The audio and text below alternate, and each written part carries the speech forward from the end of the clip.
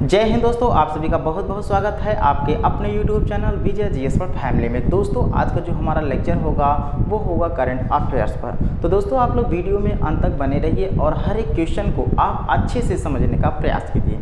तो चलिए दोस्तों शुरू करते हैं आज का अपना प्यारा सा पहला क्वेश्चन दोस्तों मोस्ट इम्पॉर्टेंट है। प्रश्न है, विश्व धरोहर दिवस कब मनाया जाता है?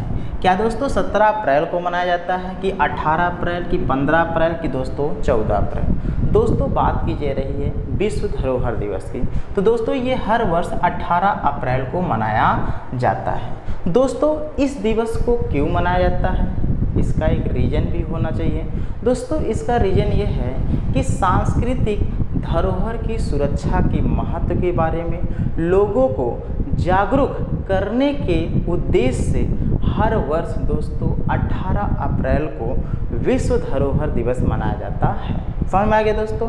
तो विश्व धरोहर दिवस दोस्तों हर वर्ष 18 अप्रैल को मनाया जाता है। दोस्तों सबसे ज़्यादा मोस्ट इम्पॉर्टेंट क्या है, इस वर्ष की थीम क्या है? आखिरकार ये विश्व धरोहर दिवस मनाया गया तो मुख्य विषय क्या रहा? तो दोस्तों मुख्य विषय ये रहा कि विरासत परिवर्तन। तो इस बार की थीम क्या है? विरासत परिवर्तन। ओके, यहाँ तक किसी प्रकार का दिक्कत अब नहीं हुआ होगा। तो आइए दोस्तों नेक्स्ट क्वेश्चन नंबर 2 की तरफ। क्वेश्चन नंबर 2 है, हाल ही में युवा पोर्टल किसने लॉन्च किया है? दोस्तों युवा पोर्टल की बात की जा रही है जो कि मोस्ट इम्पॉर्टेंट है। तो दोस्तों किसके द्वारा लॉन्च किया गया है? कि नरेंद्र मोदी के द्वारा, कि अमित शाह, की द्रौपदी मुर्मू, की डॉक्टर जितेंद्र सिंह। क्लियर है दोस्तों? बात करें कि युवा पोर्टल ये दोस्तों किसके द्वारा शुभारंभ किया गया है? तो दोस्तों केंद्रीय विज्ञान और परिवहन मंत्री, क्या? केंद्रीय विज्ञान और परिवहन मंत्री, जिनका नाम है दोस्तों डॉक्टर जितेंद्र सिंह। क्लियर है दोस्तों? इन्होंने दोस्तों नई दिल्ली में युवा पोर्टल का क्या किया है? शुभारंभ किया है। तो किसने किया है दोस्तों?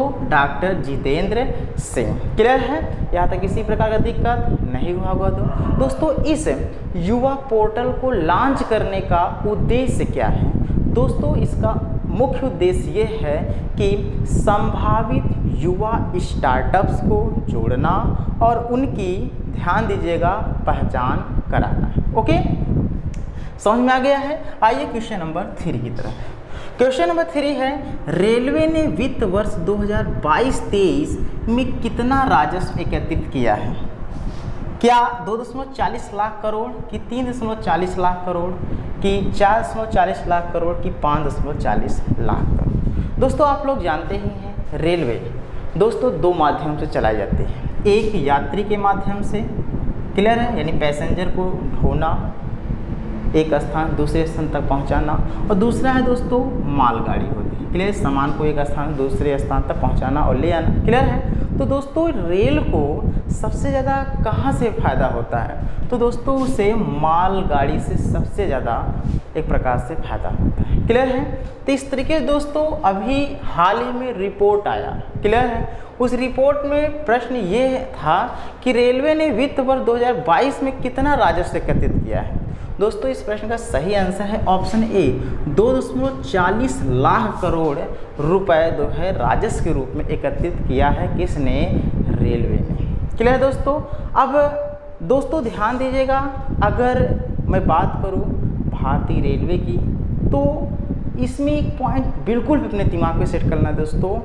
प्रधानमंत्री नरेंद्र मोदी ने, दोस्तों मैंने इसको बताया था, अगर आप लोग रेगुलर क्लास ले रहे हो तो आपको याद आ जाएगा।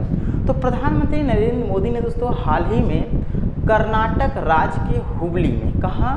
कर्नाटक राज्य के हुबली में श्री सिद्धरूमा रेलवे स्टेशन पर 1.5 किलोमीटर का दुनिया का सबसे लंबा रेलवे प्लेटफार्म का शुभारंभ किया है। क्लियर है? तो दुनिया का सबसे लंबा प्लेटफार्म दोस्तों कहाँ है? वो है कर्नाटक राज्य के हुबली में। क्लियर है? जो कि हाल ही में प्रधानमंत्री नरेंद्र मोदी के द्वारा इसे एक प्रकार से हरी झंडी दी गई। क्लियर है? और दोस्तों यहाँ पर एक पॉइंट ये भी बताना है वो कमेंट बॉक्स में कि जो उत्तर प्रदेश के गोरखपुर में जो प्लेटफार्म है उसकी लंबाई कितनी है। ओके, आइए क्वेश्चन नंबर 4 की तरफ चलते हैं। एक रिपोर्ट के अनुसार दुनिया का सबसे बड़ा नार्को स्टेट कौन बना है? क्या जिम्बाब्वे, सीरिया, यूएई की मोजाम्बिक? दोस्तों प्रश्न है कि नार्को स्टेट क्या है यार, ये अजीब भाषा आ गई, नार्को स्टेट।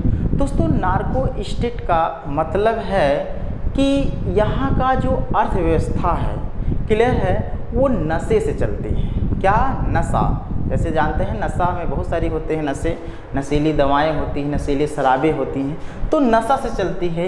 तो वो किस देश की अर्थव्यवस्था है? वो दोस्तों सीरिया की है। कहाँ की है? सीरिया।